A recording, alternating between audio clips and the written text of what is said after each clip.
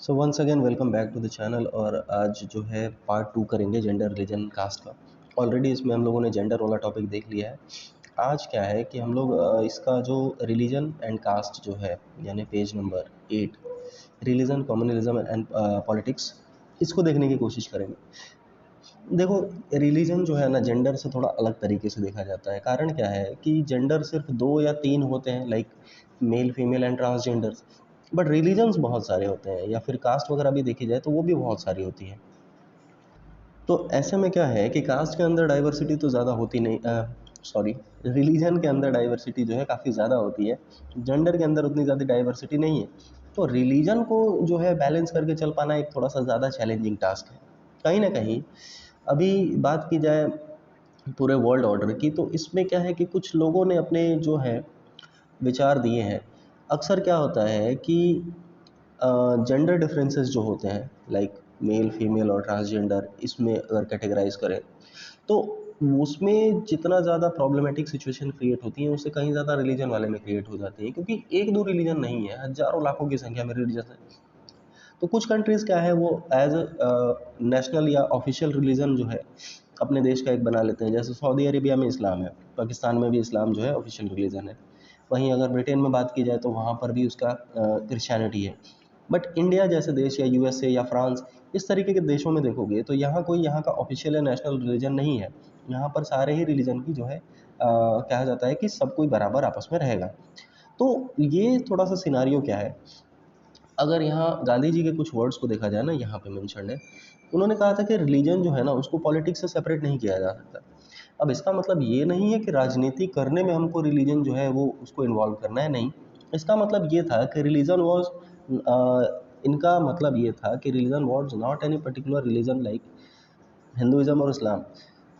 अब सीधा सीधा इसका देखो, मैं प्रॉपर अगर क्लियर तरीके से बताऊं तो वो ये कहना चाहते थे कि हमको रिलीजन को इन्वॉल्व करना है पॉलिटिक्स के अंदर। इसका मतलब ये नहीं कि राजनीति करने लगे उसके ऊपर। इसका मतलब ये था कि हर रिलीजन में कुछ मोरल वैल्यूज़ होते हैं, एथिक्स होते हैं, जो इंसानियत के नाते उसमें लिखी गई है। तो उन चीज़ को हम पॉलिटिक्स के अंदर इस्तेमाल कर सकते हैं। तो उन्होंने यही कहा था कि राजनीति के अंदर ये मोरल वैल्यूज़ और एथिक्स होनी ज़रूरी है, जो रिलीजन से ही ऑब्वियसली ली जाती है। बाकी ह्यूमन राइट ग्रुप्स जो होते हैं, यहाँ पर भी है। ह्यूमन राइट ग्रुप्स जो लोगों के अधिकारों की थोड़ा सा देख रेख करते हैं, ये एनजीओ टाइप के होते हैं या गवर्नमेंट के साइड से भी होते हैं। तो ये भी आर्ग्यू करते हैं कि ज़्यादातर जो विक्टिम्स हैं कम्युनल राइट्स के, यानी जब रिलीजन वगैरह के नाम पे दंगे होते हैं, तो इसमें ज़्यादातर ये केसेस देखे गए हैं कि जो माइनॉरिटी ग्रुप होगा, मतलब वो रिलीजन जिनकी जनसंख्या वहाँ पे कम होगी पर्टिकुलर एरिया में, वही ज़्यादातर जो है वो विक्टिम बनते हैं, यानी शिकार बनते हैं। अब इसके वजह से क्या है कि ये जो ह्यूमन राइट ग्रुप्स हैं, ये लोग गवर्नमेंट से डिमांड करते हैं कि स्पेशली माइनॉरिटीज़ पे ज़्यादा ध्यान दिया जाए। क्योंकि सबसे ज़्यादा अगर प्रोन कोई, सबसे ज़्यादा अगर शिकार बनने का चांस किसी का है तो वो माइनॉरिटी ग्रुप्स का है। मेजॉरिटी वालों की तो जनसंख्या वैसे ही ज़्यादा है। बाकी वीमेन की बात की जाए तो फेमिनिस्ट लोग हैं, वो अलग ही अपना सीन बनाते हैं। फेमिनिस्ट जो प्रो वीमेन सपोर्टर होते हैं, विमेन मूवमेंट जो है वो आर्ग्यू करते हैं कि फैमिली लॉज लगभग हर रिलीजन में, हिंदुइज्म हो, इस्लाम हो या क्रिश्चियनिटी या हर जगह, ये देखने को मिला है कि ज़्यादा डिस्क्रिमिनेशन जो है वेमेन के साथ किया गया। तो यहाँ पर वो लोग रिलीजन से बिल्कुल हट के ही निकल गए। Family laws of all religions, but इसमें रिलीजन आ गया ना, कि हर धर्म में देखा जाए तो महिलाओं को ज़्यादा डिस्क्रिमिनेट उनके साथ हुआ है, डिस्क्रिमिनेशन होता है। हिंदुइज्म और इस्लाम में भी मैं देखूँ तो कहीं ना कहीं महिलाओं का थोड़ा सा ओहदा जो है वो नीचे, पुराने इतिहास की बात की जाए तो दबा के रखा गया था। तो कहीं ना कहीं ये आर्ग्यूमेंट है, विमेन मूवमेंट्स के आर्ग्यूमेंट्स है यहाँ पे जो मेंशन्ड है। और क्या चीज़ मेंशन है यहाँ पे, तो ये जो इंस्टेंसेस है, ये कहीं ना कहीं ऐसा नहीं है कि इस तरीके से रिलीजियस कुछ कमियां हैं तो हर जगह से रिलीजन जो है नुकसान ही पहुंचाएगा पॉलिटिक्स को, या बाकी इससे कोई बहुत बड़ा लॉस होने वाला है। हाँ, ये है कि अगर हम जो है आइडियाज़, आइडियल्स एंड वैल्यूज़ जो हैं, जो अलग अलग रिलीजन से लेके निकालें, जैसे अभी गांधी जी का जो वर्ड्स था वो मैंने बताया कि रिलीजन जो है इस्तेमाल, राजनीति में धर्म का इस्तेमाल पॉलिटिकल फ़ायदा लेने के लिए ना किया जाए। इंस्टेड राजनीति में धर्म का इस्तेमाल क्यों किया जाए कि धार्मिक जो वैल्यूज़ हैं, जो मोरल्स, जो एथिक्स, जो स्पेशल चीज़ें, खास खास चीज़ें लिखी हुई हैं ना धार्मिक ग्रंथों में, या धर्म में अपनी जो बिलीफ्स होते हैं, इनका इस्तेमाल जो है वो आम सोसाइटी में, आम डेली लाइफ में किया जा सकता है लोगों की भलाई के लिए। तो धर्म का इस्तेमाल कहीं ना कहीं इस तरीके से किया जा सकता है। अब नेक्स्ट टॉपिक जो है वो क्या है, नेक्स्ट टॉपिक है कम्युनलिज्म। अब कम्युनलिज्म की बात की जाए ना, तो देखो कम्युनलिज्म है क्या कॉन्सेप्ट, तो कॉन्सेप्ट ये है कि किसी भी देश में अगर मान लो या किसी भी एक पर्टिकुलर एरिया में या सेक्शन ऑफ सोसाइटी में किसी एक रिलीजन को, किसी एक कम्युनिटी को ज़्यादा वैल्यू दिया जाने लगे, और मान के चलो जैसे श्रीलंका में क्या हुआ था, बुद्धिस्ट जो लोग थे, बुद्धिस्ट फॉलोअर्स थे, उनको वहाँ का ऑफिशियल रिलीजन बना गया, तो कहीं ना कहीं ये एक कॉम्युनल बोला जाता है कि वहाँ पर कॉम्युनलिज्म फॉलो हो रहा है। किसी एक रिलीजन को ज़्यादा वैल्यू दे देना ही कम्युनलिज्म है। क्या ये सही है? तो नहीं, इन रियलिटी कम्युनलिज्म बिल्कुल भी सही नहीं है। द रीज़न इज़, अगर किसी एक पर्टिकुलर क्लास ऑफ सोसाइटी को हम ज़्यादा वैल्यू देने लगेंगे, दूसरे जो हैं, जो माइनॉरिटी ग्रुप्स हैं, वो कहीं ना कहीं थ्रेटेंड फील करेंगे। उनके अंदर ये डर बसा होगा कि मेजॉरिटी कम्युनिटी जो है वो कभी ना कभी हमारे ऊपर जो है हावी पड़ जाएगी। और ऐसा होता भी है, ऐसा हमने देखा भी है। पावर शेयरिंग वाले केस में, बेल्जियम और श्रीलंका के केस में हमने देखा था। श्रीलंका में जो मेजॉरिटेरियन गवर्नमेंट थी, वो उन्होंने क्या किया था, ऑफिशियल लैंग्वेज भी अपना घोषित कर दिया, ऑफिशियल जो है बुद्धिज़्म को, बुद्धिज़्म प्रो बुद्धिस्ट थे वो लोग, सपोर्ट भी करते थे। तो इसका वजह से लास्ट में क्या हुआ, दंगे हो गए। तो कम्युनलिज्म जो है ये कहीं ना कहीं कह सकते हैं कि ये एक गलत डायरेक्शन में जाता है। अगर किसी एक पर्टिकुलर रिलीजन को ज़्यादा वैल्यू दिया जाए, ज़्यादा भाव दिया जाए, तो ऐसा होता है, ऐसे चांसेस ज़्यादा हैं। अब कम्युनल पॉलिटिक्स जो होती है ये भी थोड़ी गंदी टाइप की होती है। कम्युनल पॉलिटिक्स का मतलब क्या हुआ, जब राजनीति में धर्म का इस्तेमाल लोग अपने फ़ायदे के लिए करने लगे तो उसको बोला जाता है कम्युनल पॉलिटिक्स। अब कम्युनल पॉलिटिक्स में ज़्यादातर ये देखा गया है कि नेता ऐसा काम करते हैं, नेताओं को बस वोट पाने से मतलब है। कोई भी नेता किसी भी धर्म का हो, किसी भी कास्ट का हो, उसको उससे बिल्कुल मतलब नहीं है, उसको अपनी कास्ट रिलीजन से कोई मतलब नहीं है। नेता मीन्स सीधा सीधा उसको वोट चाहिए, ये बात समझ लो। अब इसके वजह से क्या होता है कि बहुत सारे लॉसेस जनता को झेलने पड़ते हैं। नेता आपस में धर्मों का इस्तेमाल करके और वोट के टाइम पे वो लोगों को एक दूसरे के खिलाफ भड़का तो देते हैं, एट लास्ट पॉलिटिकल फ़ायदा उनका हो जाता है और लोग आपस में दंगे करके राइट्स में फंस जाते हैं, कॉन्फ्लिक्ट बहुत बड़ा हो जाता है। यहाँ पर सब कुछ मेंशन्ड है। तो ऐसे में क्या होता है कि लोगों के जो अलग अलग विचार हैं, अलग धर्म फॉलो कर रहे हैं, तो मान लो कि दोनों के विचार तो एक दूसरे से कॉन्फ्लिक्ट होंगे ना। हिंदुइज्म में कुछ और माना गया, इस्लाम में कुछ और माना गया, क्रिश्चियनिटी में कुछ और माना गया, और नेता जो है मंच पे खड़ा होकर कुछ भी उल्टा सीधा बोल दिया। लोग क्या करेंगे, लोग कहेंगे अरे हाँ नेताजी तो हमारे सपोर्ट में है, हम ये करेंगे वो करेंगे। और एट लास्ट क्या होगा, दो बड़ी कम्युनिटीज आपस में भिड़ जाएंगी, और सबसे ज़्यादा नुकसान किसका होगा, जनता का, यानी हमारा होगा। और फायदे में कौन जाएगा, नेता जाएगा। क्योंकि क्या हुआ, उसने दो धर्मों को जब आपस में भिड़ाया तो दोनों के लोग जो है ना, उसमें से एक आदमी जिसको वो सपोर्ट कर रहा है, एक ग्रुप जिसको वो सपोर्ट कर रहा है, उसका उसको वोट मिल जाएगा आराम से। तो वो लोग माहौल बनाते हैं इस चीज़ को, ठीक है। और कहीं ना कहीं धर्म का इस्तेमाल जो है राजनीति के अंदर करना, ये इलीगल है। इसके ऊपर बहुत ज़्यादा पनिशमेंट भी है। Election commission of India completely prohibit करता है कि किसी प्रकार का कोई भी धार्मिक सिंबल वगैरह इसका इस्तेमाल नहीं करना है। किसी तरीके से कुछ भी ऐसा इस्तेमाल नहीं करना है जिससे एक पर्टिकुलर समुदाय को जो है वो या कोई धार्मिक चीज़ का इस्तेमाल नहीं करना है इलेक्शन में, प्रचार वगैरह के टाइम पे। और क्या है, यहाँ पर कुछ पॉइंट्स मेंशन है। Communalism can take various forms in politics. Most common expression क्या है, कम्युनलिज्म इन एवरीडे बिलीव्स। ये रूटीनली इन्वॉल्व हो जाता है रिलीजियस प्रीडिज। इसका मतलब क्या है, ये मैंने एक्सप्लेन कर दिया। कम्युनलिज्म होता क्या है कि किसी एक जो मेजॉरिटी रिलीजन है उसको प्रेजुडिस दूसरे वाले को देना, माइनॉरिटी ग्रुप है उसको, उसके साथ थोड़ा सा भेदभाव करना, स्टीरियोटाइप यानी पुराने ख्यालातों में उनको थोड़ा सा नीचा दिखाने की कोशिश करना, या ये मानना कि हमारी कम्युनिटी या हमारा जो रिलीजन है वो तुमसे ज़्यादा सुपीरियर है। ये सारी चीज़ें इन्वॉल्व यहाँ पे होने लगती हैं। सेकेंड पॉइंट क्या है, यहाँ पर सेकेंड पॉइंट है, a communal mind often leads to a quest for political dominance of one's own religious community. For those belonging to majority community, this takes the form of majoritarian dominance. ये चीज़ श्रीलंका के example में हमने देखा है। श्रीलंका में क्या हुआ था, जो मेजॉरिटी वाला रिलीजन था, मेजॉरिटी वाली कम्युनिटी थी, उसने पॉलिटिकल डोमिनेंस अपना लिया। डोमिनेंस का मतलब वो लोग भारी पड़ने लगे। और लास्ट में चल करके क्या हुआ, जो रिजल्ट निकल के आया वो था बहुत बड़ा सिविल वॉर। एक बड़ा नुकसान इससे झेलने को मिल सकता है। एक और इससे प्रॉब्लम क्या होगी पता है, जो माइनॉरिटी कम्युनिटी वहाँ पे होगी, जो कम संख्या में लोग जिनका रिलीजन का होगा, वो लोग कहीं ना कहीं एक सेपरेट अब अपना पॉलिटिकल सिस्टम बनाने की कोशिश करेंगे। उनको पता ये चलेगा कि यार ये तो जो मेजॉरिटी वाले हैं वो हमारा ख्याल रखते नहीं है, तो कहीं ना कहीं हमको अपनी पार्टी बनानी चाहिए, हमको अलग एक सेपरेट राष्ट्र चाहिए, सेपरेट स्टेट चाहिए। तो ये कहीं ना कहीं जो कॉम्युनल वाली पॉलिटिक्स है, धर्म की राजनीति है, ये लोगों को डिवाइड कर रही है, बांट रही है। इससे थोड़ा बच के रहना बहुत खतरनाक चीज़ है। Political mobilisation on the religious lines is another frequent form of communalism.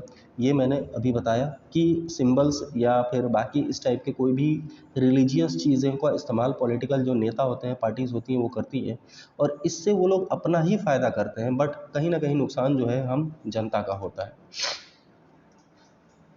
और एट लास्ट यहाँ पर वही चीज़ जो हमने डिस्कस किया, कभी कभी कम्युनलिज्म यानी रिलीजन के नाम पे जो पॉलिटिक्स वगैरह होती है, ये बहुत गंदा रूप ले लेता है और इससे वायलेंस, राइट्स और मैसाकर भी हो जाते हैं, यानी हत्याकांड या फिर दंगे फसाद भी होते रहते हैं। भारत और पाकिस्तान जो है, इनमें ये कम्युनल राइट्स काफ़ी ज़्यादा देखने को मिले हैं। कब? जब पाकिस्तान का पार्टीशन हुआ था, आज़ादी के पहले हम लोग जब बंटवारा हुआ था। अभी गदर मूवी चल रही है, गदर 2। तो गदर फर्स्ट मूवी देखोगे तो उसमें बिगनिंग का सीन ही है, लोग एक दूसरे को काटने के लिए दौड़ रहे हैं, जहाँ जो मिल गया उसको जानवरों की तरह नोच रहे हैं, काट रहे हैं, पीट रहे हैं। ये बहुत गंदा सीन होता है अगर कम्युनल वायलेंस हुआ तो कहीं ना कहीं ये बहुत बेकार है। नेक्स्ट टॉपिक है इसमें सेकुलर स्टेट। अब सेकुलर स्टेट जो है ना, सबसे बेस्ट चीज़ है। जो अभी हम कम्युनल पढ़ रहे थे उसका ये जस्ट अपोजिट है। कम्युनलिज्म में एक धर्म को प्रायोरिटी दे दी जाती है और उसी के हिसाब से स्टेट काम करता है, लेकिन सेकुलर स्टेट में क्या होता है कि कोई भी, सेकुलरिज्म का मतलब ये होता है no discrimination on the basis of religion. तो सेकुलर स्टेट का मतलब एक ऐसा राज्य जो हर धर्म की जो है रिस्पेक्ट करता है और हर धर्म को वहाँ पे इक्वली ट्रीट किया जाता है। India is a secular country. हमारे इस प्रियम्बल के अंदर ही लिखा है, we the people of India having solemnly resolve to constitute India into a sovereign secular socialist republic democratic. Secular word है और सेकुलर का मतलब no discrimination on the basis of religion. अब ये क्या है कि इंडिया ने सेकुलरिज्म को अपनाया, तो इसमें सेकुलर स्टेट का फीचर्स क्या क्या होते हैं, यानी कैसे कहेंगे कि सेकुलरिज्म है। सेकुलरिज्म या सेकुलर स्टेट वो कहेगा जहाँ पर कोई भी ऑफिशियल रिलीजन नहीं है। इंडिया में बिल्कुल नहीं है, जबकि वही बुद्धिज़्म श्रीलंका में है, इस्लाम जो है वो पाकिस्तान के अंदर है, बट इंडिया के अंदर ऐसा कुछ नहीं है। क्रिश्चियनिटी इंग्लैंड के अंदर, ये सब बता दिया। कॉन्स्टिट्यूशन जो है ये यहाँ के जो भी माइनॉरिटी कम्युनिटीज़ होती हैं उनको, स्पेशली माइनॉरिटीज़ या फिर सभी को, हर इंडिविजुअल को, हमारे देश में आर्टिकल कितना, आर्टिकल 25 से लेकर 28 राइट टू रिलीजियस फ्रीडम्स है। इसके अंदर साफ साफ आर्टिकल 25 में लिखा हुआ है कि कोई भी व्यक्ति इस देश का नागरिक है तो उसको कोई भी रिलीजन को फ्रीडम टू प्रोफेस, यानी वो उस रिलीजन को अपना सकता है, प्रैक्टिस कर सकता है, प्रोपागेट यानी स्प्रेड कर सकता है। कोई भी किसी को फोर्स नहीं करेगा कि तुम ये रिलीजन अपना लो, वो अपना लो, अपनी मर्जी के मालिक हो। ये छूट मिलती है सेकुलर स्टेट में। अगला, constitution prohibits discrimination on the grounds of religion. किसी भी प्रकार का कोई भेदभाव नहीं होगा। आर्टिकल कौन सा?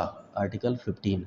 No discrimination on the basis of race, religion, caste, gender और प्लेस ऑफ बर्थ। इसमें रिलीजन आ गया ना, आर्टिकल 15। कोई भी, at the same time the constitution allows the state to intervene in matters of religion in order to ensure equality within religious communities. For example, it bans untouchability. अब इसका मतलब क्या है? भारत देश में सिस्टम ऐसा है कि हम लोग ये नहीं कहते कि हम बिल्कुल रिलीजन से अलग रहेंगे। हम, मतलब गवर्नमेंट, यहाँ पर हमने ये कहा कि जब भी मानवता के बीच में रिलीजन आएगा, यानी मानवता को शर्मसार कर देने वाली कोई घटना अगर करेगा कोई रिलीजन या रिलीजियस प्रैक्टिस, कोई पुरानी बिलीफ है, जैसे छुआछूत वाली था हिंदुइज्म के बीच में। हिंदुइज्म में एक सबसे बड़ी बीमारी क्या थी? छुआछूत। ये कहीं ना कहीं एक रिलीजियस प्रैक्टिस था। सरकार कहता है कि अगर कोई भी धर्म ह्यूमैनिटी यानी इंसानियत के बीच में आएगा तो उस धर्म में सुधार करेंगे, हम बिल्कुल इंटरवेंशन करेंगे। अदरवाइज धार्मिक मुद्दों में हम कोई इंटरवेंशन नहीं करेंगे जब तक कि वो इंसानियत की रिस्पेक्ट कर रहा है।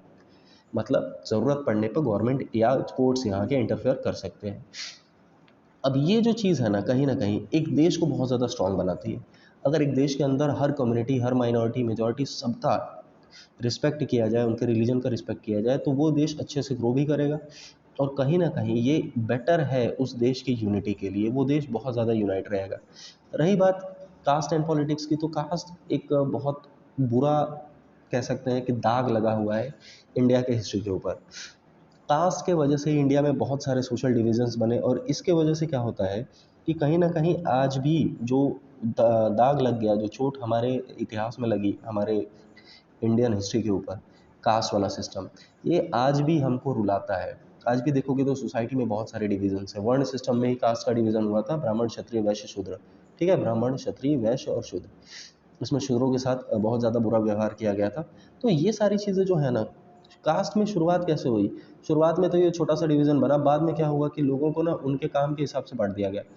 कहा गया कि देखो भाई, अगर कोई व्यक्ति एक है, वो अगर सुनार के घर में जन्म ले रहा है तो वो सोने का काम करेगा, अगर कोई लोहार के घर में जन्म ले रहा है तो वो लोहे का काम करेगा, धोबी के घर में जन्म ले रहा है तो कपड़े धोने का काम करेगा। ये चीज़ बहुत गंदी है, इससे ज़्यादा गंदा कुछ नहीं हो सकता। क्या पता वो एक बढ़िया राजनीतिज्ञ बन जाए, कोई गारंटी नहीं है ना। टैलेंट जो है वो कास्ट पूछ के थोड़े आता है। तो इसने हमारे देश की ग्रोथ को बहुत ज़्यादा रोका है, कास्ट सिस्टम ने, कहीं ना कहीं। लेकिन ऐसा नहीं है कि कास्ट सिस्टम जो है वो नुकसान करता गया तो फिर उसके बाद हमने उसको कुछ किया नहीं। बहुत सारे हमारे पॉलिटिकल लीडर्स हैं, जैसे यहाँ पे कुछ लोगों के नाम मेंशन्ड है। कौन कौन? ज्योतिबा राव फुले, गांधी जी, बी आर अम्बेडकर, पेरियार, रामस्वामी नाइकर, ये केरला के रहने वाले थे। तो इन्होंने बहुत सारे ऐसे काम किए हैं जिससे कि कास्ट के बीच में जो इनइक्वालिटी है, जो डिफरेंसेस है, वो मिट जाए। और इसके अलावा अब जो है गवर्नमेंट हमारी है, वो गवर्नमेंट भी बहुत ज़्यादा प्रमोट करती है। देखो कि इसी सिलसिले में हमने रिजर्वेशन का भी वहाँ पे सिस्टम रखा हुआ है, जहाँ पर जो कास्ट पीछे रह गई पिछले 1000 सालों से, 2000 सालों से, इनको थोड़ा सा प्रमोट कर दिया जाता है ना। और स्पेशल केयर की जाती है। SC ST एक्ट बना दिया ताकि इनका एक्सप्लॉयटेशन नहीं किया जाए। तो वेरियस तरीक़ों से हम कोशिश करते हैं कि जो कास्ट के नाम पे लोगों के साथ चोट पहुँचाई गई, उनको नुकसान पहुँचाया गया, उसको थोड़ा-सा, उसके जो घाव हैं उसको भरे जा सके। और एक बात है, इसका रिज़ल्ट दिखा भी है। आज के टाइम पे हम देखेंगे, अगर शहरों में जाके देखें तो हमको बहुत ज़्यादा डिफरेंसेस नहीं दिखते हैं कास्ट के बीच में और बाकी ऐसा कुछ। वहाँ पर एक एक ही टेबल पे बैठ कर के 2-3 लोग खा लेते हैं। अभी होटल में जाके बैठोगे तो जो आदमी आके खिला रहा है, क्या उसकी कास्ट पूछने जाते हो? नहीं। तो कहीं न कहीं विकास तो हुआ है। बट अभी भी बहुत सारे ऐसे गाँव हैं जो पिछड़े हुए हैं, बहुत सारे ऐसे एरियाज़ हैं जिनमें ये सब जागरूकता नहीं फैली है, तो वहाँ इन सब चीज़ों का अभी भी चलन है। कहीं न कहीं इसको मिटने में थोड़ा-सा टाइम लगेगा। बाकी एक और चीज़, एक लास्ट टॉपिक है, कास्ट इन पॉलिटिक्स और पॉलिटिक्स इन कास्ट। इसको मैं अभी छोड़ रहा हूँ, वीडियो काफ़ी लंबा हो जाएगा और तबीयत मेरी सही है नहीं। जल्द ही इस पे, या तो कल संडे है, तो मैं इस पे लास्ट वीडियो जो है 5 मिनट का एक ला दूँगा, ये चैप्टर खत्म हो जाएगा। Till then keep watching, keep learning. Thank you so much. जय हिंद।